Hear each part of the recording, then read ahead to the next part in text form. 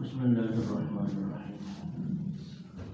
قال الله تبارك وتعالى: شهر رمضان الذي أنزل فيه القرآن هدى للناس وبينات من الهدى والفرقان. اللہ جل شانہ نے قرآن پاک کے ساتھ رمضان المبارک کا ایک خاص تعلق رکھا ہوا ہے. فرضیت رمضان کی، فرضیت روزے کی جو آیت ہے، یا ایھا الذین آمنوا کتب علیکم الصیام کما کتب علی الذین من قبلکم لعلکم تتقون. اس میں بیان کیا ہے کہ روزے کا مقصد تقوی ہے، لعلکم تتقون. اور قرآن کے بارے میں اللہ فرماتے ہیں: ذالک الکتاب لا ریب فیہ ھدی للمتقین.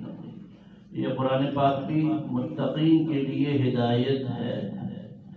پھر اللہ پاک نے فرمایا دو چیزیں ایسی ہیں جو سفارش کرتی ہیں، ایک روزہ اور ایک قرآن پاک. قرآن پاک کہتا ہے: اے اللہ، میں نے اس کو راتوں کو جگایا اور میں کبھی یہ ٹھہر ٹھہر کے پڑھتا تھا، کبھی یہ ترتیل سے پڑھتا تھا.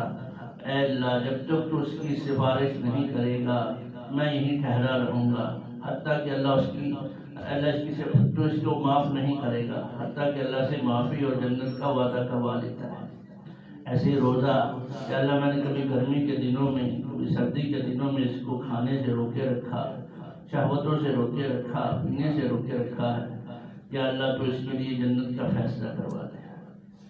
پھر فرمایا آپ صلی اللہ علیہ وآلہ وسلم نے کہ آپ صلی اللہ علیہ وسلم نے فرمایا کہ یہ قرآن پاک یہ اللہ جل شانہ کی، اللہ کا کلام ہے. اور آپ صلی اللہ علیہ وسلم پر جبریل لے کر آئے. تو جبریل لے کر آتے تھے تو آپ صلی اللہ علیہ وسلم بہت زیادہ خوش ہو جاتے تھے. تو جبریل علیہ السلام کی آمد رمضان میں اتنی زیادہ تھی کہ صبح بھی آتے تھے اور شام بھی آتے تھے. اور آپ صلی اللہ علیہ وسلم ریح مرسلہ کی طرح، چلتی ہوا کی طرح سخاوت اور فیاضی میں کثرت فرماتے تھے. پھر اللہ جل شانہ نے قرآن میں فرمایا ہے: اِنَّا أَنزَلْنَاهُ فِي لَيْلَةٍ مُبَارَكَةٍ. ہم نے اس قرآن کو مبارک رات یعنی شب قدر میں ایک مرتبہ اتارا. دوسری جگہ ہے اِنَّا أَنزَلْنَاهُ فِي لَيْلَةِ الْقَدْرِ. اللہ نے اس کو لیلۃ القدر میں اتارا ہے. تو قرآن دو دفعہ اترا، ایک تھوڑا تھوڑا کر ایک پورا ایک مرتبہ لوح محفوظ سے آسمان دنیا پر لیلۃ القدر کی رات. تو رمضان المبارک کے ساتھ قرآن کی بہت زیادہ مناسبت ہے. آپ صلی اللہ علیہ وسلم ہر سال میں جتنا نازل ہوتا ہے اس کا دور فرماتے تھے، اور آخری سال جس سال آپ سے دنیا سے پردہ فرما کے 2 مرتبہ قرآن پاک کا مکمل دور فرمایا. صحابہ میں بھی ایسے ہی تھا.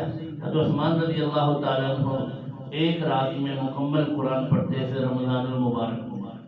اور حضرت عبداللہ ابن مسعود رضی اللہ تعالیٰ عنہ پہلے 2 عشروں کے اندر 3 دن میں قرآن پاک ختم کرتے تھے. عام دنوں کے اندر 7 منزلیں تھیں، 7 دن میں قرآن ختم کرتے تھے. رمضان المبارک کے اندر پہلے 2 عشروں میں 3 دن میں قرآن ختم کرتے تھے، اور آخری عشرے میں روزانہ قرآن ختم کرتے تھے. یہی صحابہ رضی اللہ تعالیٰ عنہ کو معمول رہا ہے.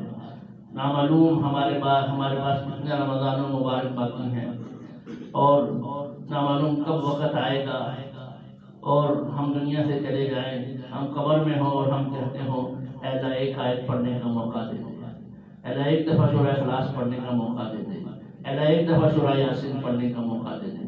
آج ہمارے پاس موقع ہے. آج ہم اس کو غنیمت جانیں اور قرآن کی تلاوت میں کثرت کریں. کم از کم ہر عشرے کا قرآن پڑھیں، ہر عشرے کا قرآن ہو جائے، اور آخری عشرے میں 3 قرآن ہو جائیں، 4 قرآن ہو جائیں.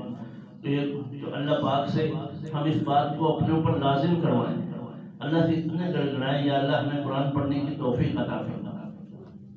فرمایا جب آدمی اللہ کی نافرمانی کرتا ہے تو اللہ پاک قرآن پڑھنے کی توفیق چھین لیتے ہیں، قرآن نہیں پڑھنے دیتے. پھر اللہ دوسرے کاموں میں لگا دیتے ہیں، اور آدمی کا دل اگر عبادت کی طرف متوجہ ہوتا بھی ہے تو اور کاموں کی اندر متوجہ ہو جاتا ہے، ذکر میں متوجہ ہوتا ہے، نفلوں کے اندر متوجہ ہو جاتا ہے. لیکن قرآن کی طرف، کیونکہ قرآن اللہ کا کلام ہے، اللہ کی صفت ہے، تو اللہ پاک اس کی طرف جلدی متوجہ نہیں ہونے دیتے۔ اس لیے ہم اللہ سے اپنے گناہوں سے معافی مانگیں تاکہ اللہ پاک ہمیں کثرت سے قرآن پاک پڑھنے کی توفیق عطا فرمائے۔ ہمارے جس نے سال میں 2 قرآن ختم نہیں کیے اس نے ظلم کیا، اس لیے ایسا نہ ہو کہ سال پورا ہو جائے اور ہم قرآن پاک کو مکمل ہی نہ کر سکیں۔ اللہ ہمیں توفیق عطا فرمائے۔ وما علینا الا البلاغ المبین۔